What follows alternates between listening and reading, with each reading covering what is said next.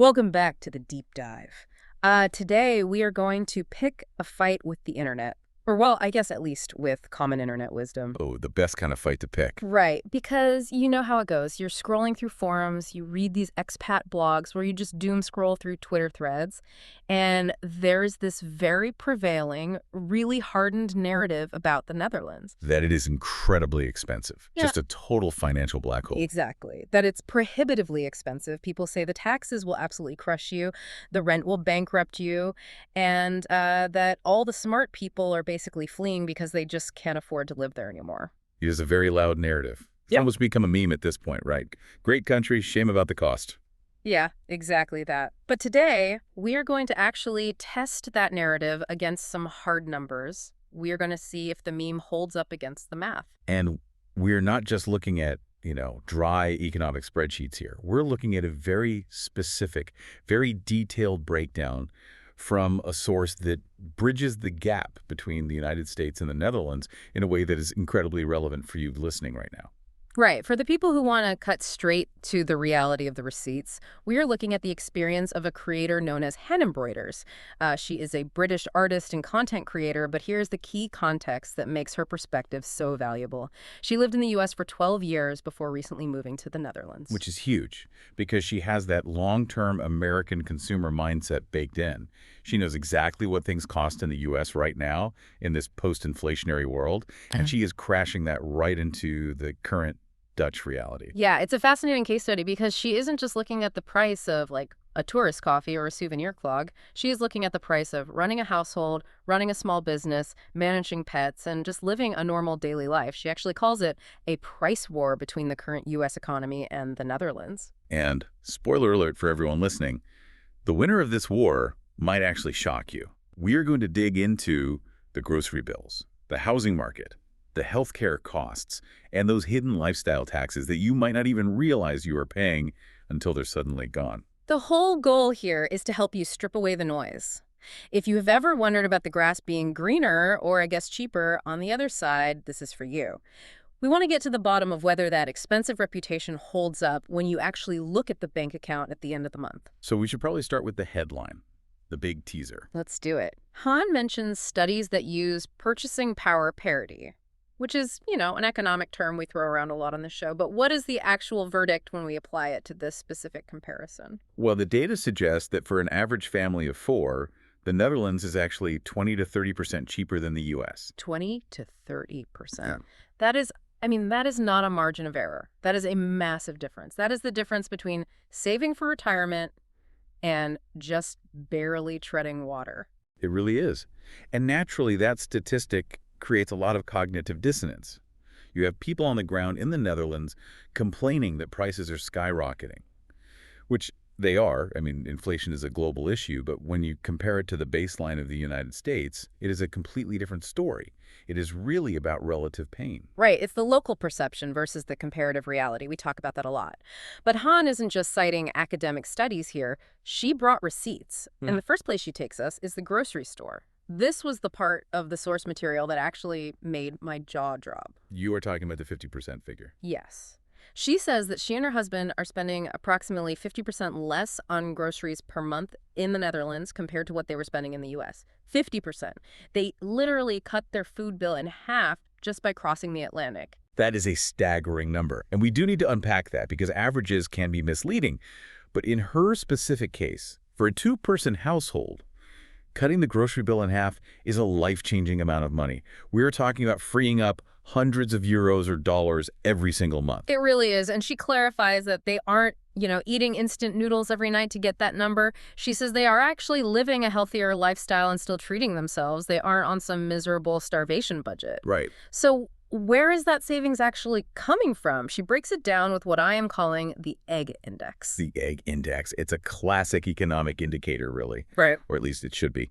The humble egg tells you a lot about an agricultural economy. So 7 months prior to recording her analysis, she was in the U.S. paying around $7 for a dozen eggs. $7. Which, if you have been grocery shopping in the U.S. recently, sounds unfortunately very familiar. Inflation hit basic staples incredibly hard. Avian flu played a big role, supply chains played a role, but the price stickiness has remained. $7 for a basic protein source is a really heavy lift for a lot of families. But in the Netherlands, the price is significantly lower. But it wasn't just the price tag that she noticed, it was the quality. And this is where it gets super interesting to me. She talked about the color of the yolks. Right, she mentioned they aren't that pastel yellow you often see in mass-produced U.S. eggs. They look real. They look nutrient-dense, like a deep orange. And what does that actually mean from a food science perspective? Is it just aesthetics, or is there more to it? Oh, there is definitely more to it. It is usually a proxy for the diet of the chicken. A deep orange yolk indicates a diet rich in xanthophylls, things like leafy greens, corn, alfalfa. It suggests a chicken that has had access to a more varied diet, likely outdoors foraging. Okay, so a happier, healthier chicken. Exactly. In the U.S., to get that specific quality of egg, like a pasture-raised or a heritage egg, you aren't paying $7. You're paying $9 or $10 easily. So the comparison Han is making is even more stark. She is getting premium, pasture-raised quality for a standard budget price. Wow, and this connects to a broader point she makes about bread. And this is a detail that I think perfectly encapsulates the difference between the two food systems. We need to talk about the mold. The bread mold test. It sounds really unappealing to say hooray for mold, but in this specific context, it is actually a very positive signal. Explain that for us. Because as an American consumer, if my bread molds in 2 days, I feel like I've been ripped off. I want that loaf to last through a nuclear winter on my counter. That is the convenience mindset speaking loud and clear. But biologically, Han observed that Dutch bread starts to mold after just a few days. In the U.S., the bread she bought would last unnaturally long without spoiling. That longevity comes from preservatives and additives, things like calcium propionate or high-fructose corn syrup to retain moisture. Right, all the unpronounceable ingredients. Yes. The fact that the Dutch bread goes bad implies it is made with fewer chemicals and more simple, real ingredients. Just flour, water, yeast, salt. The way bread has been made for thousands of years. So you are paying less money for a product that is actually higher quality. You are not paying for the quote-unquote privilege of ingesting preservatives. Exactly. It is a double win. Lower cost, better nutrition. And that is a theme that runs through her entire breakdown of the grocery aisle. It is not just that things are cheap, it is that the underlying value proposition is completely different. But there is one specific item she brought up that I think illustrates this price war better than anything else. And gentlemen listening, you might want to listen up because this affects your household budget too. We need to talk about the pink tax and hygiene products. Oh yes, the tampon comparison. This is a brutal data point. Brutal is the right word. This stopped me in my tracks. In the US, she was paying $16 a month for a box of tampons. $16 every single month. It's essentially a mandatory subscription service. Exactly. That is nearly $200 a year just to deal with basic biology. It adds up significantly. And it is a completely inelastic demand. You can't just decide not to buy them because the price went up. No, you can't. And in the Netherlands, €1. That is mathematically difficult to comprehend. That is a 16 times price difference. A 1,600% markup in the U.S. compared to the Dutch price. Roughly, yeah. €1 for a box that lasts the entire month. And when you extrapolate that kind of savings going from $16 to €1 across all the other boring stuff you have to buy, like laundry detergent, paper towels, shampoo, suddenly that 50% drop in the total grocery bill makes total sense. It does. It shows that the base cost of existence, the hygiene, the cleaning, the absolute basics, is fundamentally priced differently in the European market compared to the U.S. market. In the U.S., there seems to be a much higher premium on these non-negotiable goods, likely due to a lack of competition from generic brands or just market dominance by a few massive corporate players. And we haven't even mentioned the border hopping trick yet. Right, because if you think the Dutch prices are good, Han points out that many Dutch people still think they are too high. So if they live anywhere near the border, they will just drive into Germany or Belgium to save even more on fuel and groceries. Which is funny, right? It shows that expensive is always relative. To a Dutch person, the Netherlands feels pricey compared to Germany.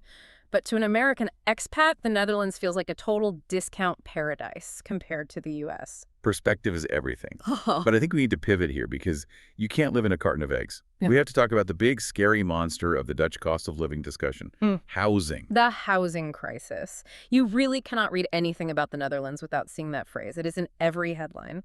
And Han addresses this head-on. She quotes a Reddit user who said, "I thought the Netherlands would be affordable, and then I saw the rent prices in Amsterdam, and my wallet started to cry." A very vivid image. Yeah. and an entirely accurate one if you only look at Amsterdam. Right. So let's talk about Amsterdam tunnel vision. Because Han suggests that this is where a huge chunk of the misconceptions actually come from. It's a very common phenomenon for expats and immigrants. You move to a new country, you naturally gravitate toward the capital, or the most famous city. In the Netherlands, that is Amsterdam. And the prices there are intense. Han notes that a single room in a shared apartment, not even a whole apartment, literally just a room, can cost 1,000 to 1,300 euros a month. That is steep. That is New York City or London territory for a shared space. That is painful. It is. But here is the crucial nuance that Han brings to the table.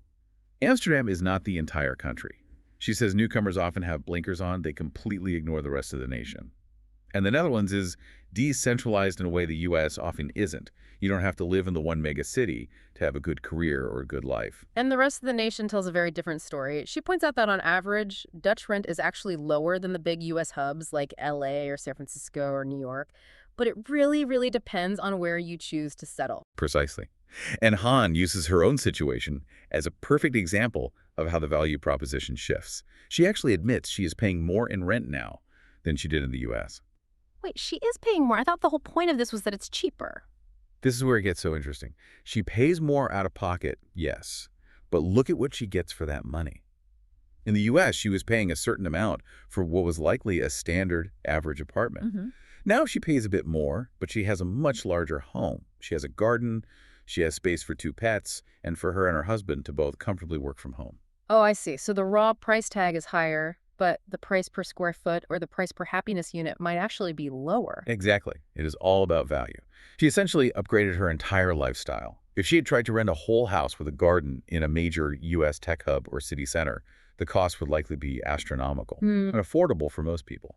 But in the Netherlands, outside of Amsterdam, it is actually accessible. A garden is a huge deal. In a dense country like the Netherlands, having your own private patch of green is a massive quality of life booster. And she mentions the pets specifically, which is a great point. Finding a pet-friendly rental with a yard in a U.S. city is an absolute nightmare and usually comes with huge extra fees and pet rent. Here, she managed to secure it. So yes, the monthly check she writes is bigger, but the product she's buying is vastly superior. She also mentions social housing, but there is a major catch there for our listeners who might be packing their bags right now thinking they can just grab a subsidized apartment. Yes, that is an important reality check. Social housing absolutely exists, and it keeps average prices low for many long-term residents, but it is effectively inaccessible for newcomers. The wait lists are years long, sometimes decades long in the big cities. Decades. Yeah. So if you are moving there as an expat, you are forced into the private sector market, the Vrije sector, which is more expensive. But even within that private market, Han is arguing there's tremendous value to be found if you just break out of that Amsterdam bubble. Okay, so we've got the cheap eggs and we've got decent rent if you avoid the capital. But now we need to talk about how you get around, because this is where the lifestyle comparison really shifts gears, quite literally. Ah, yes. Section 3. The car trap versus the bike freedom. I really love this part of her breakdown because in the US, for most people, a car isn't a luxury. It is like having legs. You just need one to exist. If you don't have a car in 90% of America, you are completely stranded. It is a mandatory structural cost of participating in society. Car payments, insurance, gas, repairs, registration. It is a massive chunk of the monthly budget. The AAA actually estimates the average cost of car ownership in the U.S. is over $10,000 a year now. $10,000 just to be able to go to the grocery store and get to work. Right. And Han points out that in the Netherlands, owning a car is actually significantly more expensive than in the U.S. Wait, more expensive? I assumed everything was cheaper. Not cars. Yeah. Gas is incredibly pricey, roughly double U.S. prices, due to heavy environmental and infrastructure taxes. Road taxes are based on the weight of the vehicle. Right. There are massive purchase taxes on new cars.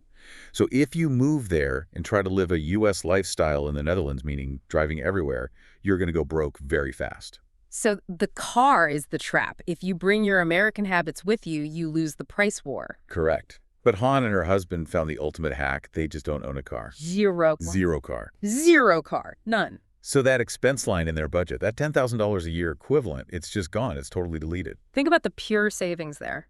No insurance premiums whatsoever, no parking fees, no filling up the tank at double the price, no surprise $500 mechanic bills because the transmission decided to fail on a Tuesday. It's a huge financial relief. But, and I will play devil's advocate here for a second, they have to ride bikes. In the rain. In the wind. Is that really a win, or is that just suffering to save a few bucks? Well, Han actually describes the experience as being on Cloud 9. Cloud 9, that is a glowing endorsement if I've ever heard one. She specifically talks about her electric bike. She says it is a treat, not a chore. And this is a really crucial psychological shift to understand. In the U.S., commuting is very often a source of intense stress. It's traffic jams, road rage, staring at the bumper stickers of the car in front of you for an hour every morning. Totally draining. But in her experience in the Netherlands, using the e-bike and the incredibly efficient trains is a positive lifestyle factor. It is built-in exercise, it's fresh air, it is freedom from gridlock. And the e-bike solves the sweat problem, right? Like you aren't showing up to a meeting completely drenched in sweat because the electric motor is doing the heavy lifting for you. Exactly. It flattens the hills and fights the wind for you. It extends your range massively. You can bike to the next town over without it needing to be this intense fitness event. You just wear normal clothes and go. And it is a massive financial unlock. If you can eliminate the absolute need for a car, you can afford a lot more rent or a lot more of those high-quality groceries or a lot more, well, €1 tampons. It changes the entire financial equation of the household. But as we keep saying, it requires you to adapt. You cannot just transplant your American habits and expect it to work. Speaking of American habits, let's talk about dinner. Because this is another area where Han noticed a really huge cultural and financial divide. The dining out culture shock. Yeah. She says eating out in the Netherlands is expensive. And she mentions that her friends back in the U.S. would order delivery like 7 days a week. Which has become very common in many U.S. cities, the whole Uber Eats or DoorDash lifestyle. We are so time poor and so exhausted from that car commute that we just outsource our cooking entirely. Exactly. We just open an app and pay $30 for a cold burrito. But in the Netherlands, she says that is just not the vibe at all. No. Han observes that dining out there is viewed as a legitimate luxury. It is not a daily convenience to just get calories into your body. It is an event. You go out to socialize, to celebrate, and because of that, people overwhelmingly cook at home. And there is a real structural reason for that price difference too, right? It's not just that the food ingredients are expensive. It is about the people actually serving the food. Yes, it is the labor cost. Yeah. Han points out there is almost no tipping culture in the Netherlands. Why? Because the staff earn a livable wage to begin with.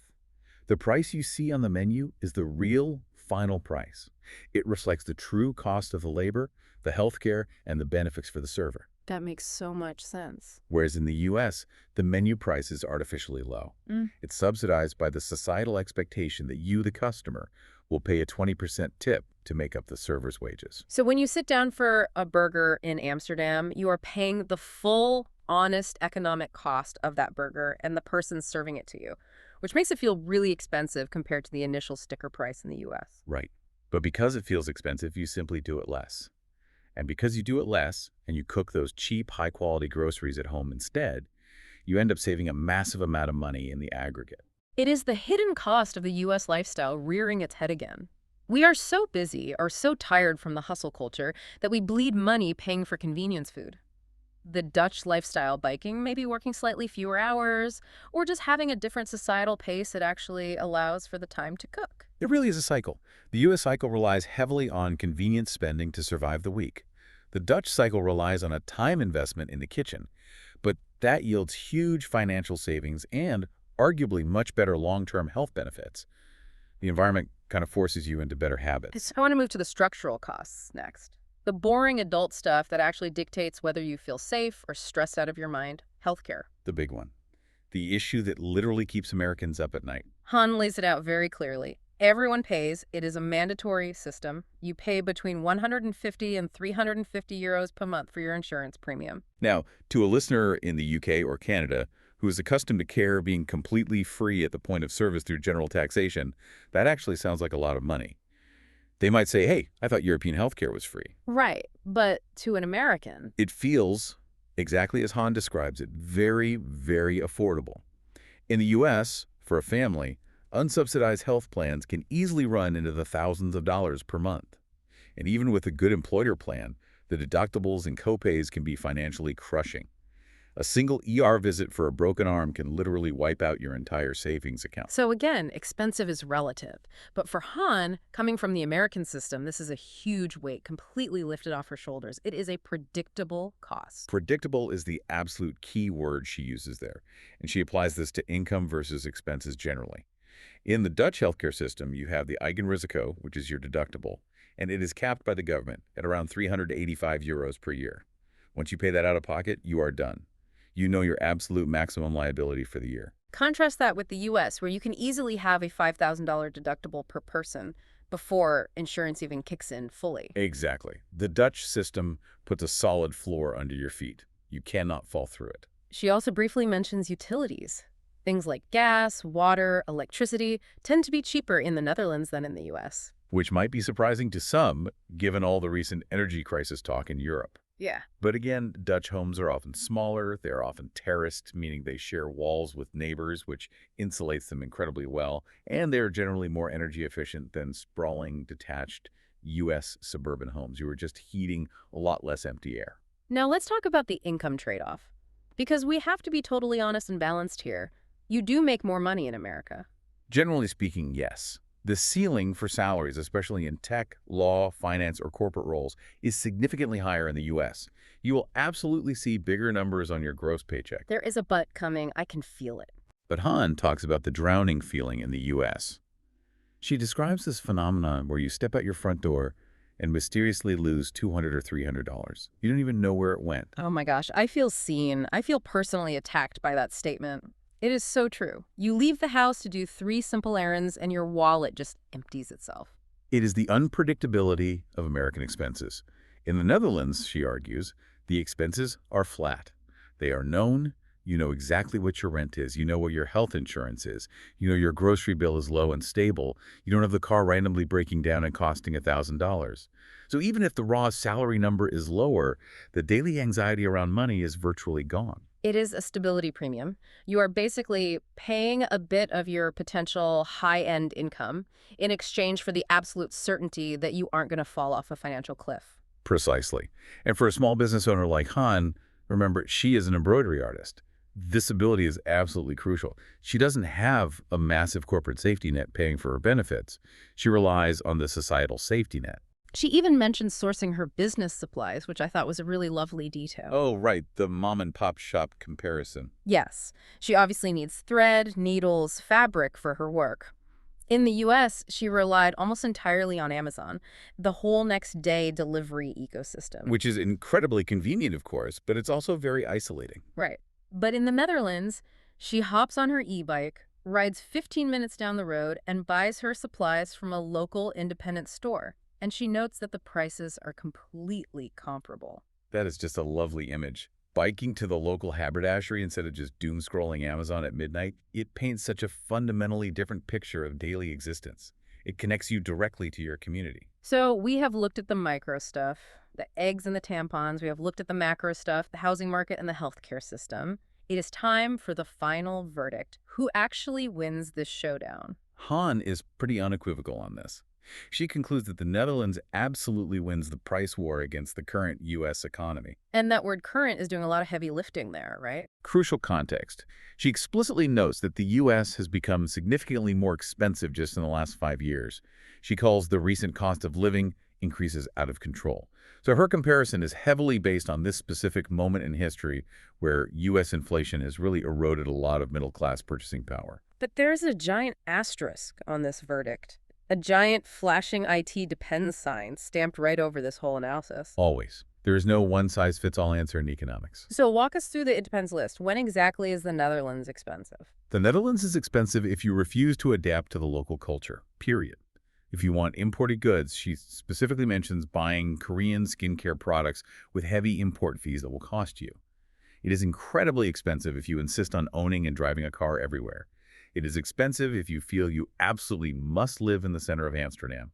And it is very expensive if your lifestyle requires eating out at restaurants every single night. So basically, if you try to live a U.S. lifestyle in a Dutch setting, you will lose. Okay. You will bleed money. You simply cannot force the square peg of American convenience culture into the round hole of Dutch civic infrastructure. The system is designed to penalize that behavior. Okay, fair enough. And when is it affordable? It is highly affordable if you cook your meals at home using those high-quality local groceries. It is affordable if you embrace the cycling culture and ride a bike for transport. It is affordable if you're willing to live in a smaller city or town outside the Amsterdam bubble. And it's incredibly affordable if you place a high personal value on having secure healthcare and predictable monthly bills. So it really just comes down to your willingness to adapt. It does.